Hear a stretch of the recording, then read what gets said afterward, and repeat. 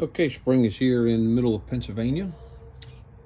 I got the lawn tractor out here this afternoon. I'm going to give it a once over before we start the season in earnest. Today is what, April 7th, I believe.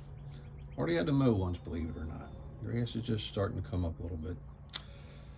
So I'm going to give it this home maintenance kit, LG265. This is a 370.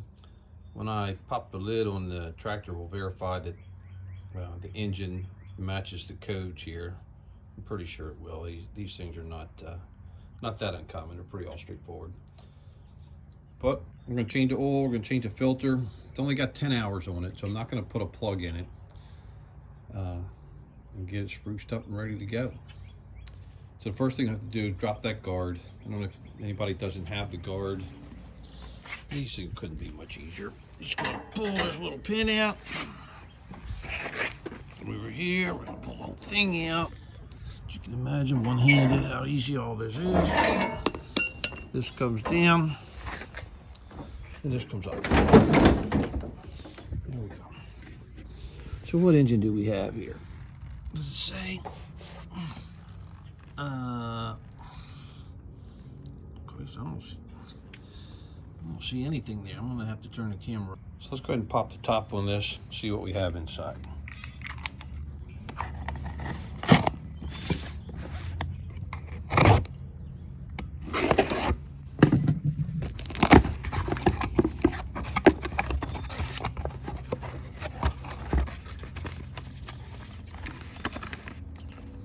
Oil filter.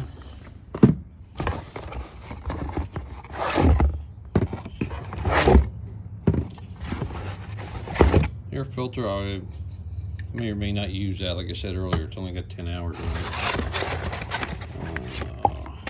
Plugs, I'm definitely not using. Fuel filter, I'm probably going to pop that in. Okay. Another little doodad for the air filter. Straightforward. What's this? It's like a little tag, yeah, for the date and what have you. The only thing it needs to fit is this oil filter. So if this is the same filter, which it looks like, I'm just going to rock and roll. What is that number? AM125424.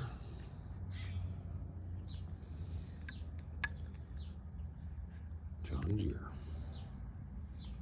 All right, so to get started, obviously you're going to need something to cut your oil in. I've got this pan that's used in the cars, but it'll work for this. Of course, it was doing a diesel yesterday, so the oil in this thing is just as black as black could be. And I'm gonna crank that off there. See what happens. Any luck, we'll get some oil come out. Yeah, she's draining. Looks pretty clean. There, if we take this off, will that come out any quicker? And with a little air in there. So we'll give that a few minutes of drain, and we'll come back. While it's draining, I'm going to hit the zerks with the grease. We only got a couple of them. One on each side here on this axle, or I don't know what you call that.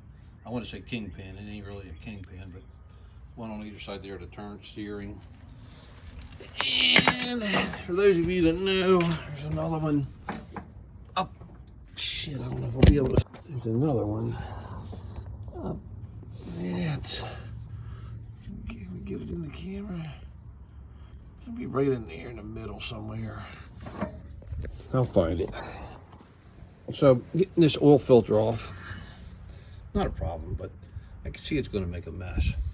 They do have a little lip under here. You can see right there, it's going to kind of direct the oil out. Of course, it doesn't go out past this filter, past this frame. I guess that'd be asking a little bit much.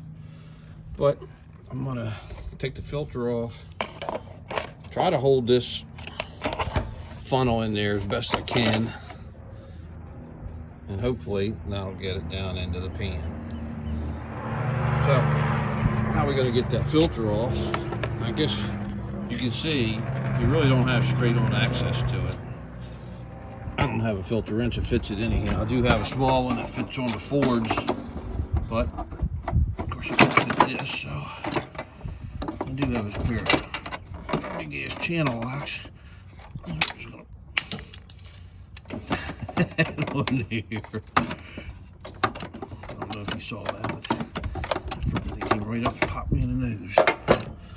All right, I'm gonna turn the camera off because I need 2 hands to get this filter the rest of the way. So while that's draining, get a little bit of that oil, run it on the O-ring, the seal on your filter, your new filter. I'm not gonna say it prevents it from sticking, but it'll make things a lot better. Check here on the casting. Make sure your old ring did not stick to the engine block. That will happen. Not necessarily just John Deere, but anytime you change the oil, always check to make sure the old O-ring came out with the old filter. Because if it sticks and you put it together with 2 O-rings, that does not make twice as good a seal. Matter of fact, it makes almost no seal. Guaranteed to leak like a pig. So always check that. Also take a rag and wipe this, wipe that machine part down. Make sure there's no crud there like that. Get all that out of there. Get your oil surface on your O-ring. And we are good to go. Pop that back on. I tell you what, I'm a terrible cameraman. Anybody watches this gonna need some Dramamine or something.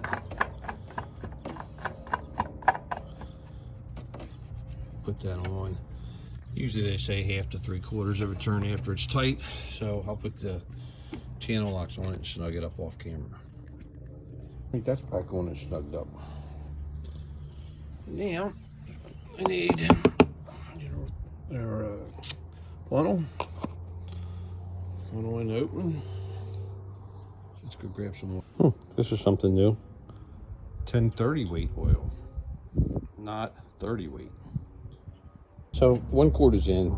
You know, I'm telling you this, don't know that I need to or should, but obviously put your plug back in before you start the oil. Make sure your filter's on tight. You don't want to put it in here just to have it run out there, so always check that. All right, let's get this air filter on here and get ready to replace that. So you can see we got the filter, we got the little foam. That's going to go around the outside edge of this thing. Again, a 2-handed operation, so I'm gonna have to turn the camera off to get that finished up. That just goes on dry. I have seen people try to soak that in oil first. I don't know. It seems kind of ridiculous to me. God meant it to be soaked in oil. It came soaked in oil. Of course, it's so slickery. Maybe it is soaked in oil. Okay, now let's get this off. And this is going to be a real treat, because this just lifts up.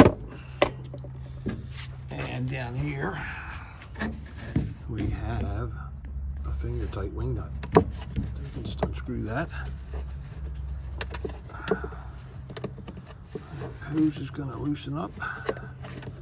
The hose clamp's going to loosen up, I should say.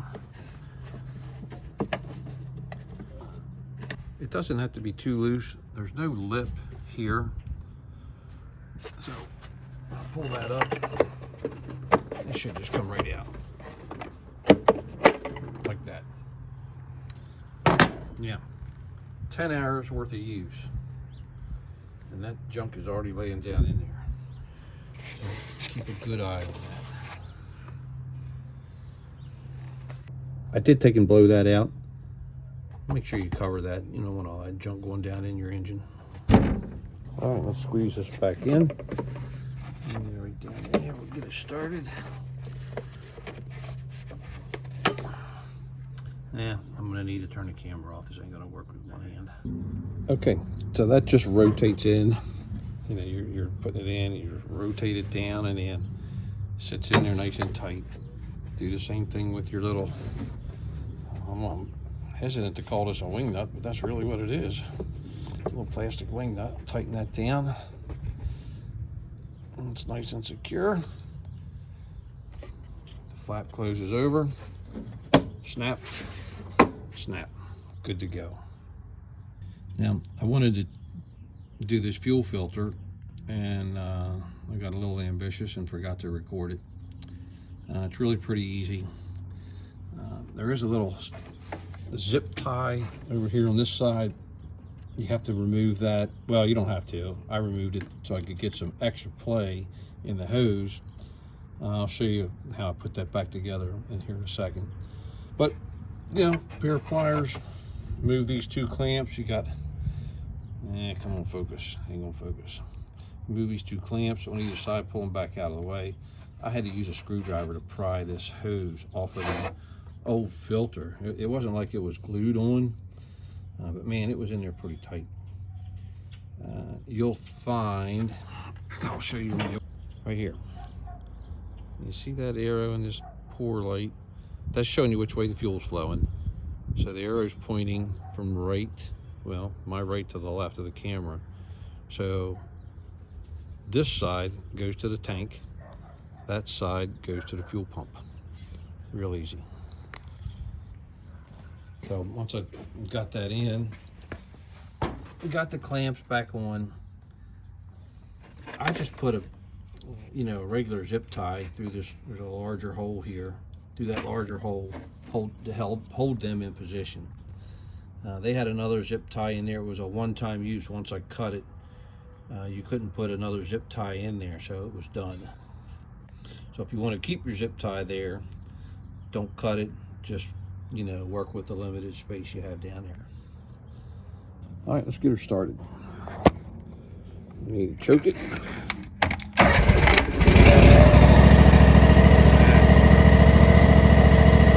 Okay, last thing I did, grease both sides of the kingpins, whatever the hell those things are. There is another fitting right up underneath here in the middle. There, you can see it. Got that one. And of course there's two on the deck.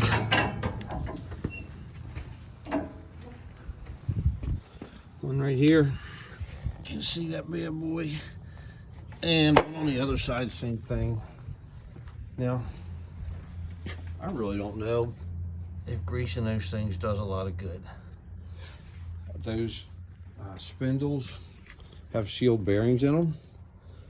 So what good greasing them does, I don't know. I guess it doesn't hurt for, you know, to put 3 squirts in there, see what happens, but they're sealed bearings. Is anything going to get in there? I don't know. The spindle inside there is empty. So it would probably take 20, 30, 40 squirts of grease to fill that up to where it would start pushing grease into the bearings. I've seen other videos about it.